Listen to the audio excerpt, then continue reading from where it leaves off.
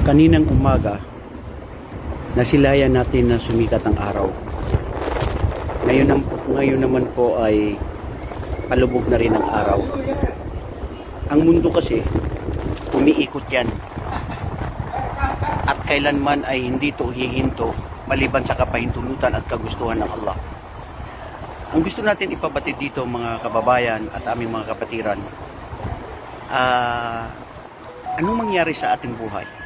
Ano man ang nangyayari sa ating kapaligiran, ano man ang mga pighati, lungkot at hirap ng bawat isa sa atin, pasanin at mga problema, ang pagpapahirap sa ibang mga kamusliman, sa bawat ibang lupalop ng mundo na nagkakaroon sila ng mga pagsubok, ito po ay patuloy na nangyayari ayon sa kagustuhan at kapahintulutan ng Allah subhanahu wa ta'ala.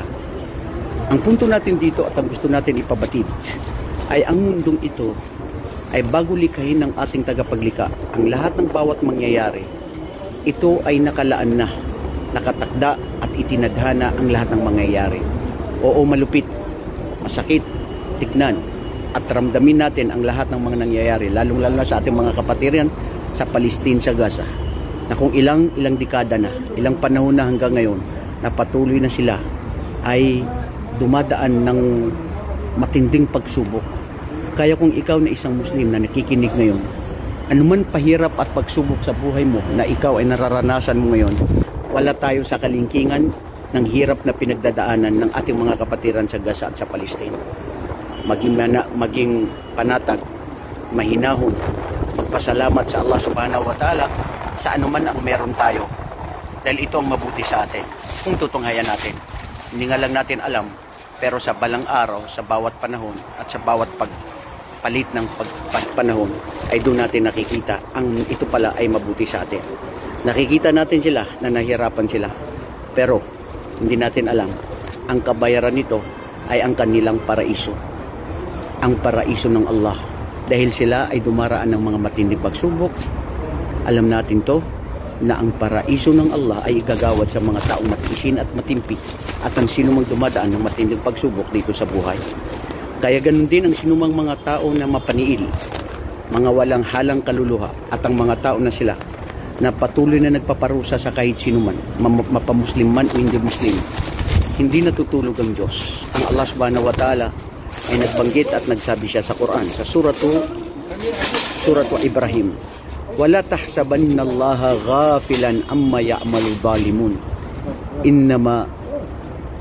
innama yuakhiruhum liyawmin tashkhassu fihi al-absar. Ang ibig sabihin ng talata na binasa natin sa Quran, huwag isipin ng yaong sila na dumadaan ng mga matinding pagsubok o kung sino yung mga inaapi, ang Allah subhanahu wa ta'ala ay binabaliwala niya ito, dahil katotohanan ng parusa at paghihiganti ng Allah at ang mga paghihiganti ng mga taong tinatanggalan ng mga karapatan sa araw ng paghukom ay mas masidhi, at ang parusa ng Allah sa mga taong sila ay patuloy na umaapi sa kahit sinong kapwa nilang tao. Mundo lamang po ito mga kababayan at aming mga kapatid. Sadyang ang mundong ito ay pagsubok, napakaikli, tayo lamang ay isang dumaan dayo dito sa mundong ito. Ang pinaka-importante sa atin ay maging manatili. Mayroon tayong tunay na pananalig at tunay na tayo ay nagtitiwala sa tunay na nag-iisang Diyos, na kung bakit tayo nandito sa mundo, para subukan, dahil ang mundong ito ay pagsubok sa atin.